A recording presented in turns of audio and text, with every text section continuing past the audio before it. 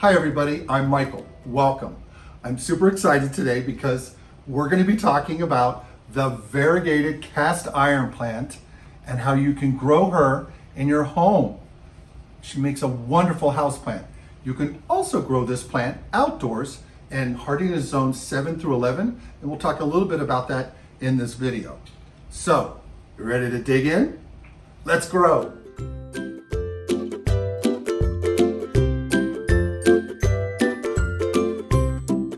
The wonderful variegated cast iron plant goes by the botanical name Aspidistra, elatior, Okame.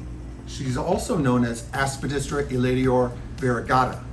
She makes a wonderful houseplant. And look at these leaves, you all. So pretty. Let's talk about some of her characteristics. She's called the cast iron plant because this thing is tough like a cast iron skillet. You are going to be hard pressed to kill this plant. Not that it can't be done, but this plant takes a lot of neglect, and it is a wonderful house plant for beginners. The variegated version is much harder to come by. This is rare. You can always get the green version. That's commonly available, and it's really tough because it doesn't need a lot of care. This plant can do with low light, and it can also deal with a little bit of neglect on watering. And we'll go into plant care in a minute, but I just want to tell you why it has that name. It's just because it's just such a sturdy, tough plant. It doesn't have a lot of pests, but just makes a wonderful house plant. It is not fast growing, so I want to mention that about her characteristics, especially the variegated. We've placed ours outside for a little plant holiday, so that she could get a little more variegation going. Because she was bringing out some leaves that weren't getting a lot of variegation. So we brought her outside on our balcony for about 2 months, and she shot up some new growth. And speaking of new growth, I did this little thing here. New growth will come out unfurled like this. It's so pretty as it comes up, very much like the network plant. We've done a video on that, and it's really cool to see these as they come up from the soil. Such a cool feature of the plant's characteristics as she grows. You have these spear-shaped leaves. They'll get to about 20 inches tall overall, and about 28 inches fully formed if you have a plant in your home. We have ours grown in a 2.5 gallon grow container, which is basically a fiber material, because we wanted to have a little more drainage, because this plant does like a rich soil, and I'll get to plant care in a minute, but let's talk a little bit more about her features. The variegation is so stunning. It is really pretty to look at. It doesn't really do it justice on the video, but it's creamy white, and you'll get pieces where you sometimes have a solid green leaf, and that's fine. It could be that she's just not getting enough light there, but then you'll get this cornucopia of variegation back and forth and back and forth.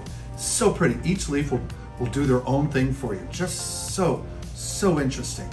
And it's just like a painting, like someone took a paintbrush and painted some of this like Kelly green here, and then some grass green, and then added some cream, and then some white to stripe through. Oh, just so pretty. I just hope that the video is doing her justice for you. And I'm a sucker for variegation. I just love variegated plants because they add a lot of interest. There's a lot of house plants that just have one solid color. But for whatever reason, I just love variegated plants. I don't know what it is. But I love all plants. I can't help it.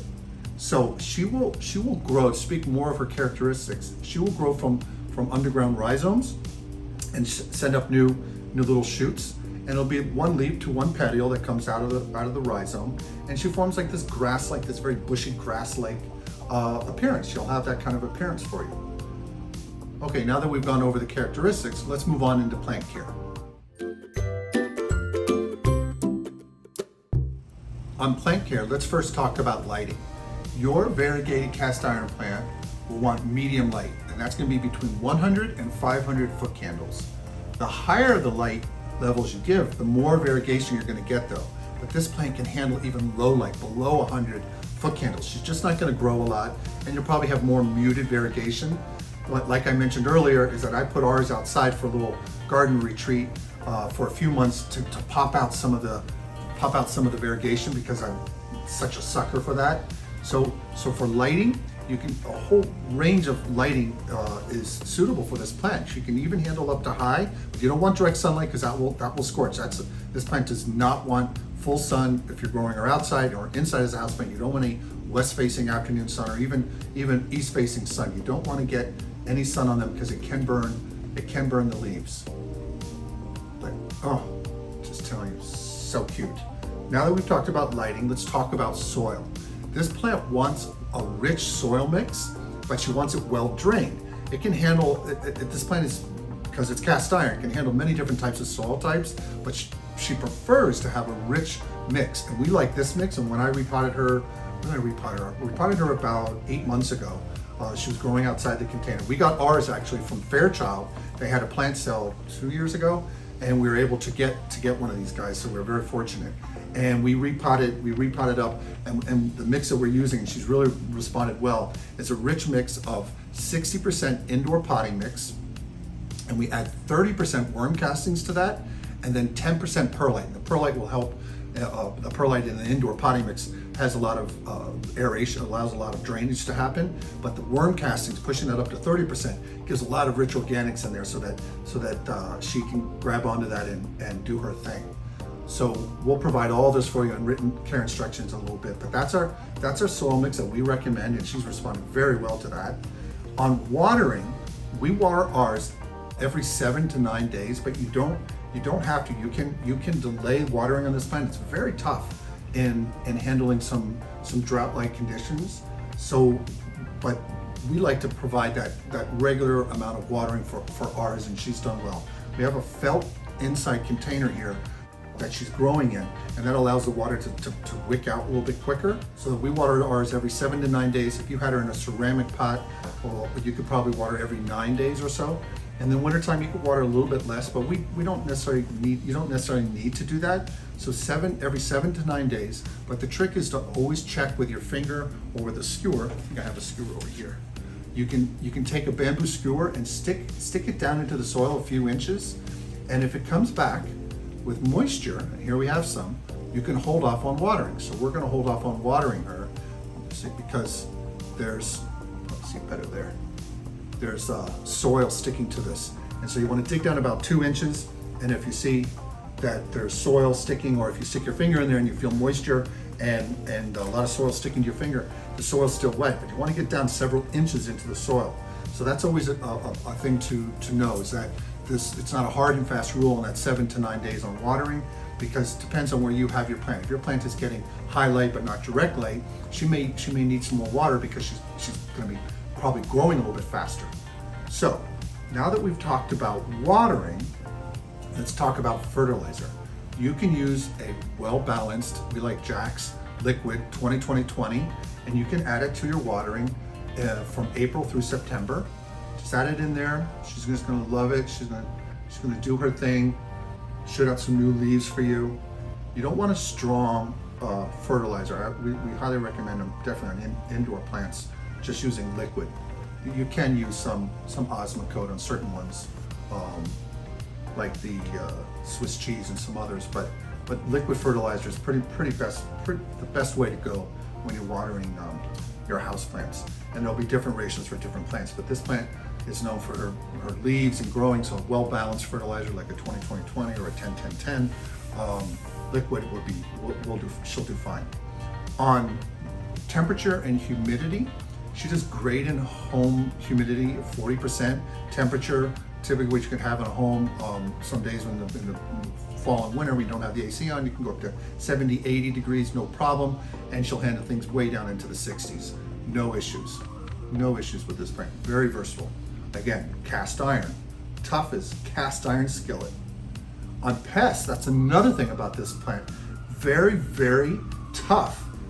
We haven't had any problems with ours on any pests. No mealybugs, no spider mites, no scale, no thrips, nothing. This plant is a tough little nugget. So cute. So, now that I've talked about all the plant care things I wanted to touch base with you, We're going to rotate over into written care instructions. So I'll summarize all this, have it all written out in detail for you. So you can take a screenshot if you get a cast iron plant of your own, and you can have it for your records. And then we'll come back and do a quick closing at the end. All right, let's go on to that step.